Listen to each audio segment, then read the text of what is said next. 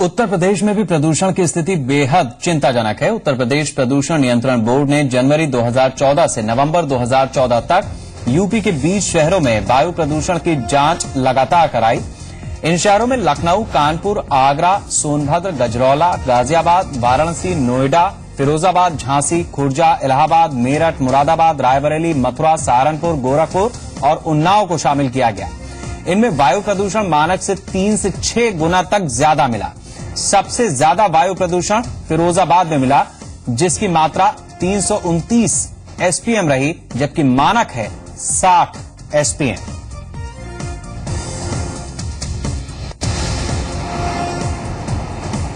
शहरों में 52 स्थलों पर हम लोग वायु प्रदूषण की गुणवत्ता का अनुश्रवण करते हैं, परिवेशी वायु गुणवत्ता, जिसमें मुख्यतः 3 पैरामीटर नापे जाते हैं, जिसमें PM10 एक पैरामीटर है, पार्टिकुलेट मैटर, दूसरा पैरामीटर सल्फर डाइऑक्साइड का है और नाइट्रस ऑक्साइड का है। ये मुख्य प्रदूषक के तत्व हैं। जो मॉनिटरिंग रिपोर्ट है उसके हिसाब से सल्फर डाइऑक्साइड और नाइट्रोजन डाइऑक्साइड का जो मानक है विभिन्न स्थलों पर जो पाया गया है, वो नाइट्रोजन डाइऑक्साइड को कुछ स्थलों पर छोड़कर, 2-3 स्थलों पर छोड़कर बाकी मानकों के अनुरूप है। सल्फर डाइऑक्साइड सभी जगह मानकों के अनुरूप पाया गया है और पार्टिकुलेट मैटर विशेषकर से मानकों के अनुरूप नहीं है।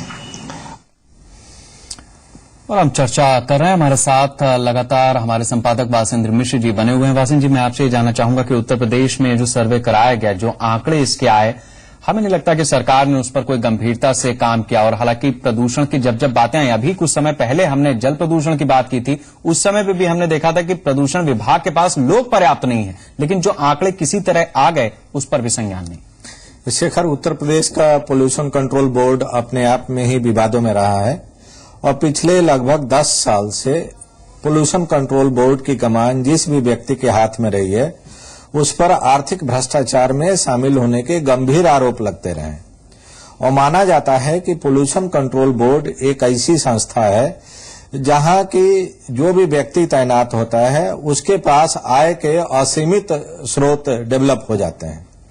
तो वह संस्था पोल्यूशन के मानकों का कितना कड़ाई से पालन करा पाएगी, ये अपने आप में ही एक सवालिया निशान है।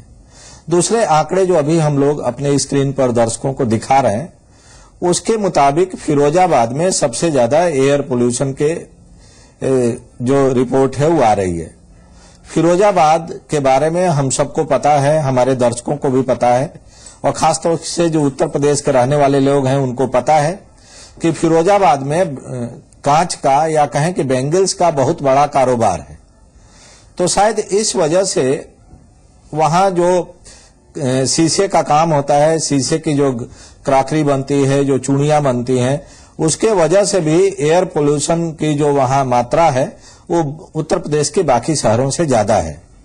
लेकिन अगर उसको सख्ती से रोका जाएगा तो उस रोजगार में लगे हुए जो हजारों लोग हैं और उन पर आश्रित जो लाखों परिवार हैं, उनके रोजगार का अल्टरनेटिव इंतजाम भी करना पड़ेगा सरकार को, जो कि सरकार शायद अल्टरनेटिव एम्प्लॉयमेंट देने की स्थिति में नहीं है। बिल्कुल। और जिस तरीके से ये प्रदूषण की स्थितियां बनी हुई हैं, हम जानते हैं कि गाजियाबाद में वायु प्रदूषण की क्या स्थिति है, बता रहे हैं हमारे संवाददाता अनुराग चड्ढा। दिल्ली के साथ साथ गाजियाबाद का भी पॉल्यूशन लेवल लगातार बढ़ता जा रहा है। पॉल्यूशन डिपार्टमेंट के अधिकारी की अगर हम बात करें तो उन्होंने ये बताया है कि पिछले 5 सालों में 7 गुना तक पॉल्यूशन का लेवल बढ़ा है।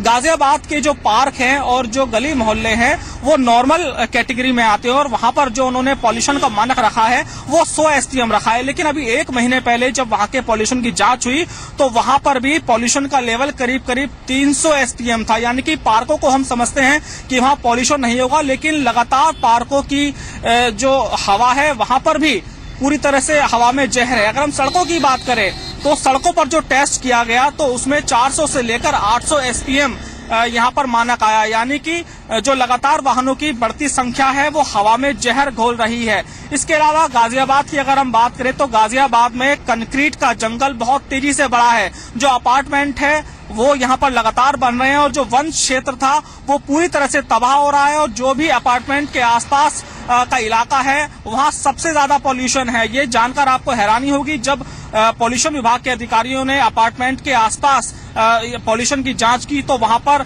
700 से लेकर 900 एसपीएम तक पॉल्यूशन आया। तो ये कहना गलत नहीं होगा कि गाजियाबाद की हवा में जहर अब पूरी तरह से बस चुका है। गाजियाबाद से कैमरामैन विकास के साथ अनुराग चड्ढा, जी मीडिया। पहाड़ों के प्रदेश उत्तराखंड में भी वायु प्रदूषण मानक से ज्यादा है। देहरादून हो या हल्द्वानी, वाहनों की संख्या बढ़ी है जिसके चलते सल्फर समेत अन्य गैसों की मात्रा 1.5 गुना तक बढ़ गई है। उत्तराखंड प्रदूषण नियंत्रण बोर्ड के मुताबिक जल्द ही केंद्रीय स्तर पर हर शहर की रेटिंग के लिए 8 मानक तैयार किए जा रहे हैं।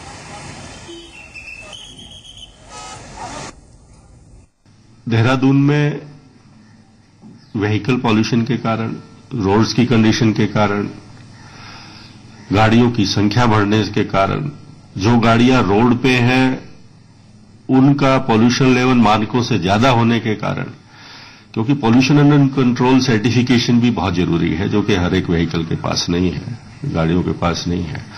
इन सब के कारण जो हमारी वायु की गुणवत्ता है, प्रवेशी वायु की गुणवत्ता, उसमें ह्रास हुआ है। अभी जो हमारे मानक निर्धारित हैं उससे लगभग 50% ज्यादा PM10 की हमारे वायु में उपलब्ध। तो उसमें दो राय नहीं है कि प्रदूषण जिस तरह से बढ़ रहा है उससे नुकसान आम आदमी का ही है। दिक्कतें भी उसे हैं, बीमारियां भी उसे हैं और फिर इलाज पर खर्च भी उसकी ही जेब से होना है। लिहाजा वक्त रहते सुधर जाए सारे तो बेहतर है।